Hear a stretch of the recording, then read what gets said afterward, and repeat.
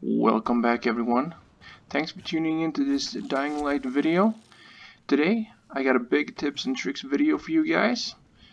We're gonna go over 15 different tips and tricks. It's gonna be everything from general play styles to more specific tips and tricks and blueprints and everything in between. I have tried to group up tips that are somewhat related to each other so that it makes it easier to follow. The first part of the video is going to consist of general tips and tricks. Then we're going to go over 16 different blueprints that you can collect as soon as you leave the tower. Without further ado, let's get right into it. We're going to start up this video by talking about some general concepts about the game. So starting with number 1, avoid the ground at any cost. In Dying Light, the floor is lava. At any time possible, especially when you're in the early game, try to stay moving above the rest of the zombies. Not only will this make your gameplay a lot smoother, it will also help level up your agility a lot faster. It's easy to get caught by a lot of different zombies, and if you get trapped by a lot of hordes, you will inevitably lose some health. So try to stay above everything and take full advantage of the parkour gameplay. Next on our list is don't forget to use Firecrackers and Molotovs. If you saw my last tips and tricks videos, 6 ways that will help you in the early game, you know I talked about this. I can't stress enough how important it is to actually use these tools to your advantage. And when it comes to items such as Firecrackers, the game was really built around you using these tools. There's no better way to describe it than to say they're overpowered. And this comes from Molotovs as well. Once you start encountering not only zombies, but actually human NPCs, and especially when they have guns, you might feel a little outnumbered or underpowered. Well, an easy way and a somewhat cheap way is to use Molotovs. You can take on multiple enemies at once and it makes them a lot easier to control. Number 3. Firecrackers are a cheap and easy way to kill exploding zombies. When dealing with exploding zombies, you really want to keep your distance. I got a clip of this, so if you look at the video you can clearly see how easy it is to use a firecracker to kill exploding zombies. Number 4.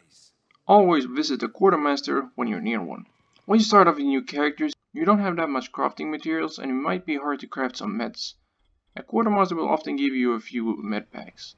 Once you start off a new game, you will often, and especially when you do story quests, do events that will reset the quartermaster, and most often than not when you're at the tower or wherever you're near the quartermaster, you will be able to find some new loot.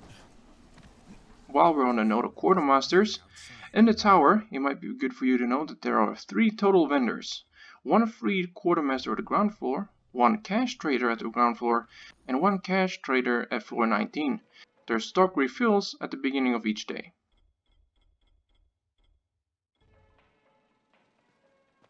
And while we are talking about vendors, number 6, make sure that you pick up weapon upgrades and blueprints from vendors whenever you can.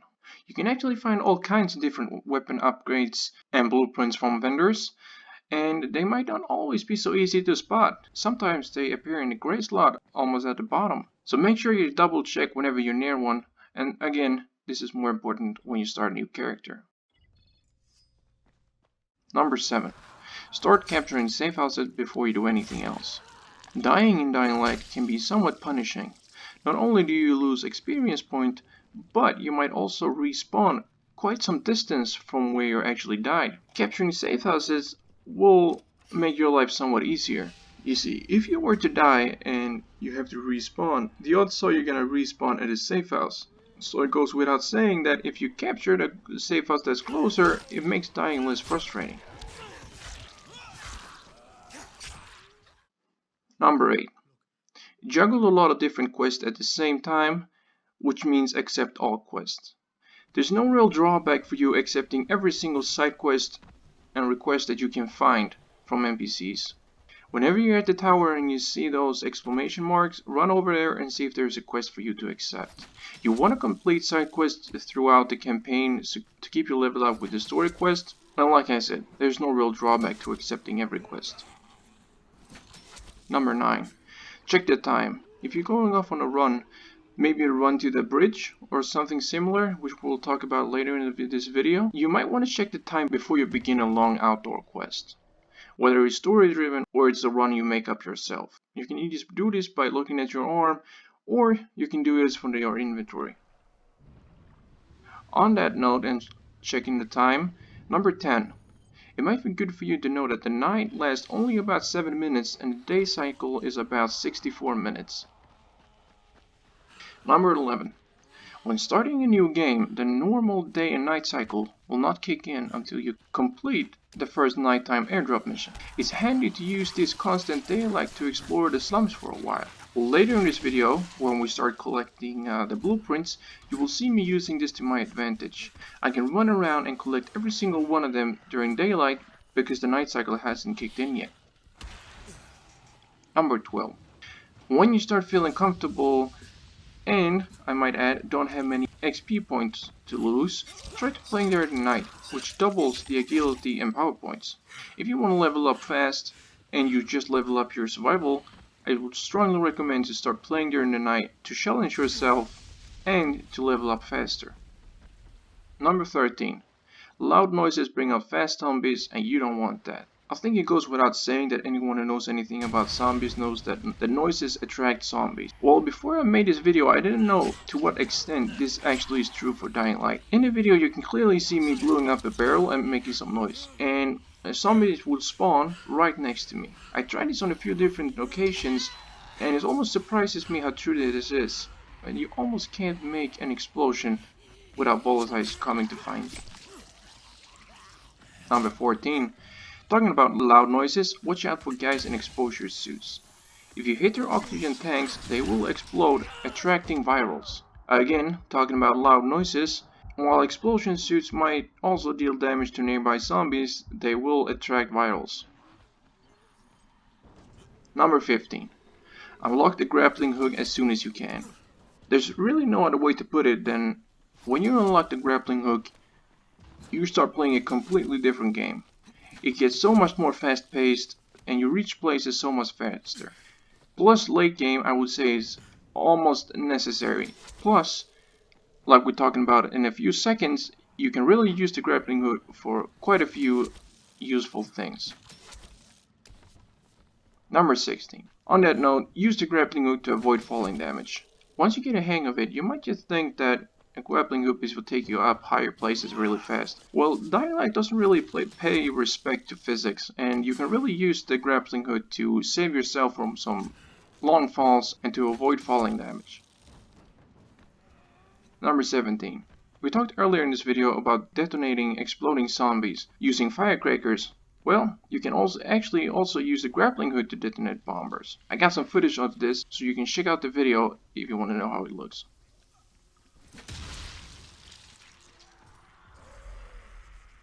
Number 18.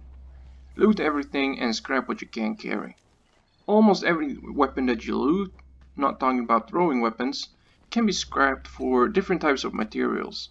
That means that, especially in the early game, looting every piece of plank and rusty pipe that you can find has no real drawback, since you can always find a safe place to pause and scrap them all.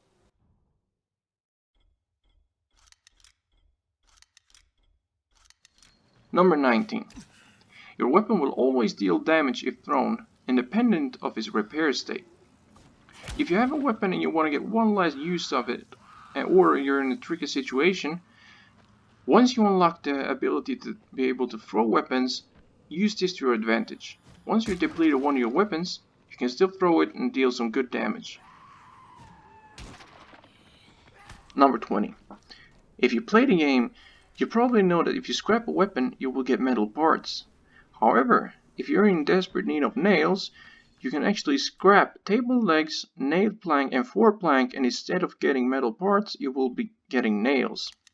This is just less common knowledge that every Dying Light player should be aware of. Number 21. Finding a gun in the early game. No matter how far you've gotten into the game, you can at one point in the game, you can get a free pistol. If you go to the place at the down right corner of the slums as you see me in the video, In this little shed you will be able to find a gun. Number 22. You might want to save this gun. Later, you will be accepting a side quest called the Gunslinger. This might be a small spoiler, but the quest will require you to hand over a pistol. So until you have completed this quest, I will strongly suggest that you always keep an extra pistol on you. Number 23. Turn off community event. One of the amazing things about Dying Light is that the developers over at Techland constantly add new community events. However, some might be really challenging and you might want to turn them off. This is totally possible. What you have to do is return to the main menu. You can't just pause the game. Once there, you click the options, then proceed to go to online, and then you choose community event participation and turn that off. And as simple as that, you will no longer be bothered by the community event. Number 24. Don't turn in airdrops unless you're sure you will level up. At some point in the game, you will probably learn the fact that if you die, you will lose experience points. This means that if you collect a lot of airdrops and you will turn them in and then proceed by dying, you will lose the XP you gain from those airdrops. So by checking the skill tree menu, you can see if you're close to leveling up. If you die, you will never lose an airdrop, which means that you can always hang on to them until you are pretty sure that you will level up. In the video you can see me do just that. And talking about the subject of managing your XP, number 25. Manage your quests so that you don't start a hard quest with a lot of XP points that you can potentially lose. This ties into an earlier tips about always accepting every quest that you can find. If you are really close to leveling up your survival skill, I would strongly suggest that you make sure that you level up before you begin a long story quest or a quest that has the text hard or very hard. Every quest has a difficulty and you can all find this at the quest menu. Number 26. If you're low on health and also low on medpacks, get to your closest safe house and sleep. It will generate your health. Something very useful, especially in the early game when meds are scarce and you really don't want to die to lose that XP. Unless you just woken up and it's a crack of dawn, you can always go to sleep, and once you wake up, then it will probably be nighttime. You can instantly go to sleep again to have another morning if you want to continue playing during the day. This is a cheap and easy way that you should always keep in the back of your mind to save those meds. Number 27. If you're in desperate needs of medical supplies, try to visit the bridge on the far east side of the slums. The first time you try to scale the bridge and reach the medical tents, it's a hard climb before you get used to it, but if you're in desperate need of medical supplies, it will definitely be worth it in the end. You are guaranteed plenty of gauze and medkits. Also keep in mind that you can either scale the first tower and then proceed by ziplining over to the tents, or you can swim in the water and reach the second tower and then proceed by scaling that instead. I often prefer the second tower.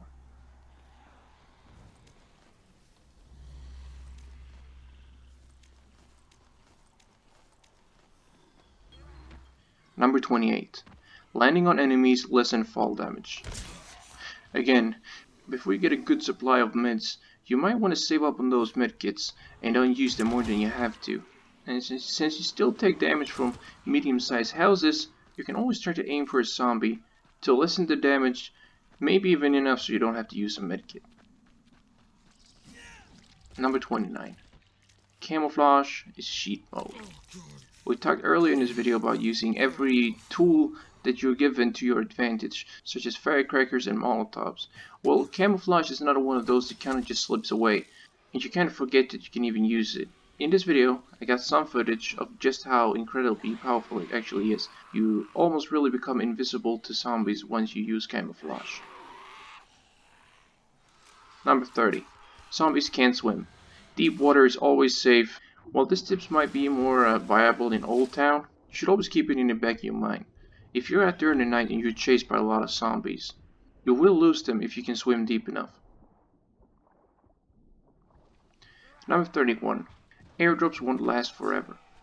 If you see a plane fly ahead, race after and try to get that airdrop. without spoiling the game too much, at one point in the game, airdrops will be a lot more rare. So if you feel like you have the gear for it, always try to go for an airdrop when you see one.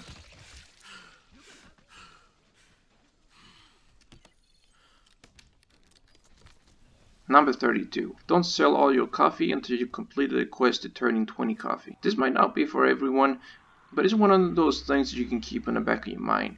If you don't need the money, you don't always have to sell all your coffee. You can put it in your storage bag, and that way you can still go to the vendor and sell all your valuables. But if you want to complete that quest as soon as you get it, save up 20 coffee and put it in your bag, and then you can go get it when you need it. Number 33. Online Dockets. Throughout the whole life cycle of Dying Light, Techland added Dockets to the game. This is a feature that you need to create an account for. With Dockets you can receive anything from skins to weapons to events and such.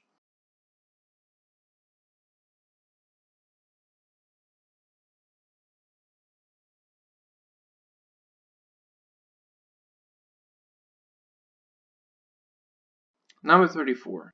Companion for Dying Light. For those of you who didn't know and can't get enough of Dying Light, there's actually an app for your smartphone called Companion for Dying Light.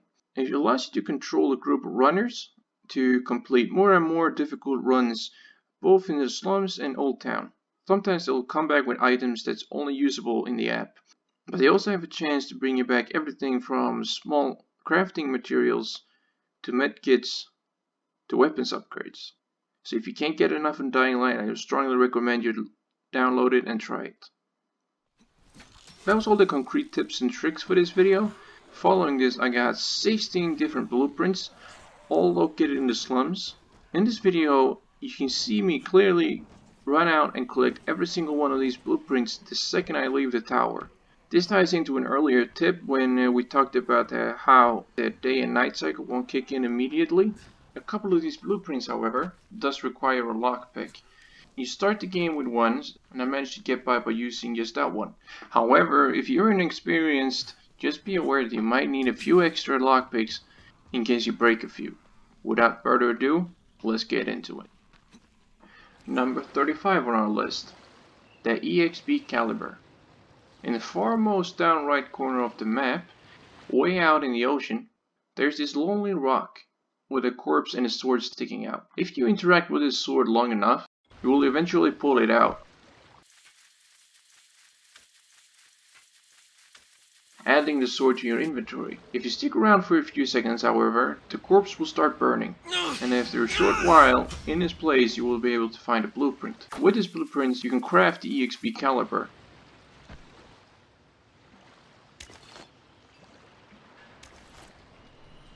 Number 36. Short Circuit. At this facility in the south part of the map, you will be able to collect the blueprint Short Circuit, which adds electricity to your melee weapon. The easiest way to get there is to do just what I do in the video. Climb this pole right here and then leap off from it over the fence into this closed off area in the down right corner. And as soon as you get there, at the ground, you will be able to find the blueprint.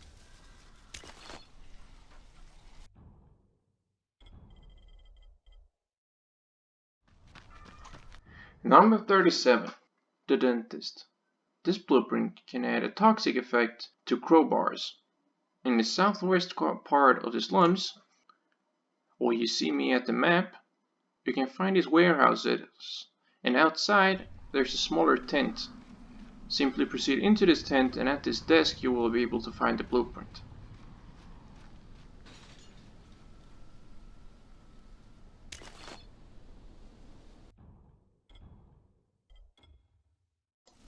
Number 38.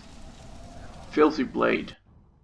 This one adds both toxic and bleeding effect to your weapon. However, this is one of those I talked about early in this video that require a lockpick.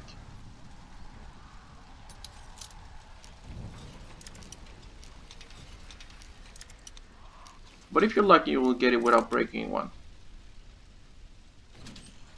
Once inside on these shelves, you will be able to find the blueprint.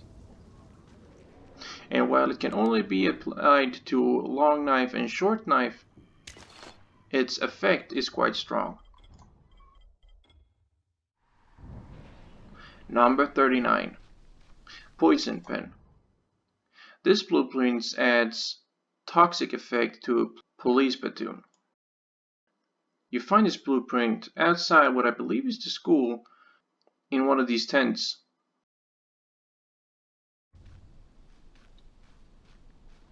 Simply run inside and at one of these whiteboards you can find the blueprint.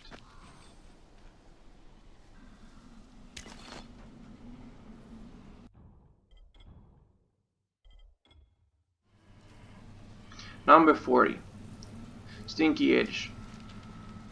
The second one on our list that require you to lockpick a door.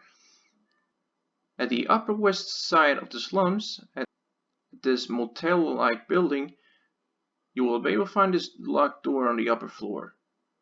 Once you unlock the door right by the television, you will be able to find the blueprint.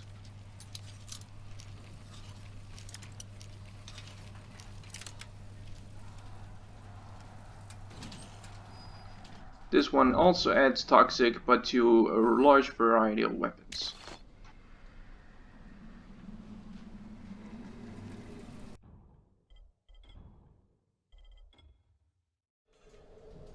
Number 41. Korek Machete. Another one similar to the first one on our list, the EXPcalibur, which was actually a blueprint used to craft a weapon. This one is used to craft the machete. Pretty north up on the map, on top of this building, where you see me in the video, you will be able to find this blue box. Now, once you interact with it, it doesn't seem like much happens. But if you keep kicking this box for a while, eventually it will open. Okay, it's done. And inside, you will find the blueprint. And now, when you haven't unlocked the grappling hook yet, finding the way up this building might not be the easiest thing. So I've left in a short clip of how I would say is the easiest way to climb the building.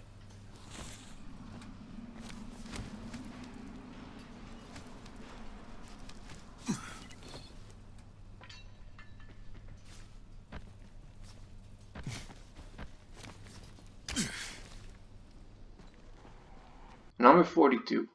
Glowing Stick. This blueprint adds both electricity and burning effect to your weapon.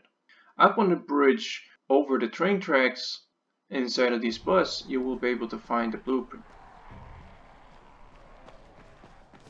And as you can see, it adds both electricity and burning effect, both a pipe, police platoon, crowbar, and baseball bat. Number 43. The Barbershop.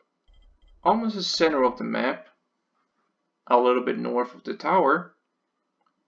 Now instead under the bridge inside of this building, you will be able to find this blueprint.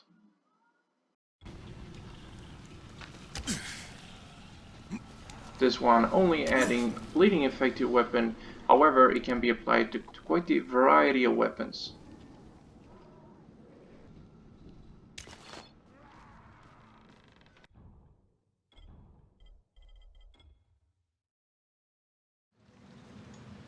Number 44.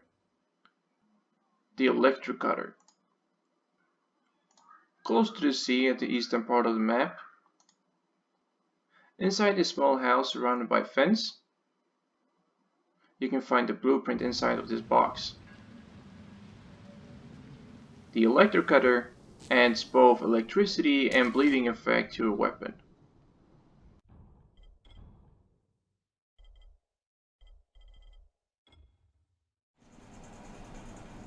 Number 45. Surprise MFS. At the very top of the first tower on the bridge, you can find this blueprint. This one adds both electricity and toxic effect to your weapon.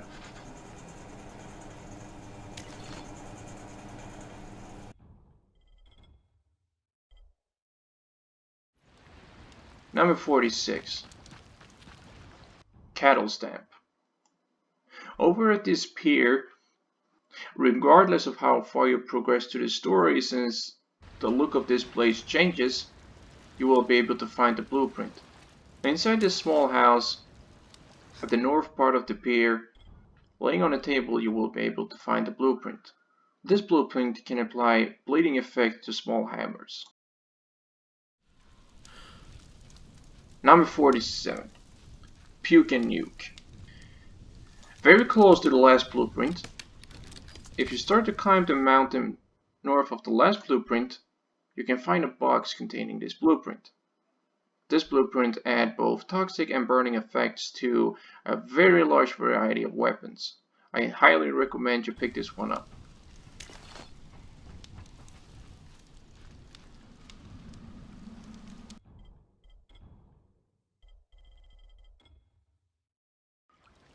Number 48. Airport security. The very north part of the map, almost in the middle, at this lake, in a very small house, you'll be able to find this blueprint. Lying behind this door on these shelves, you will find the blueprint airport security. When you apply this to your weapon, it will gain electricity effect towards enemies.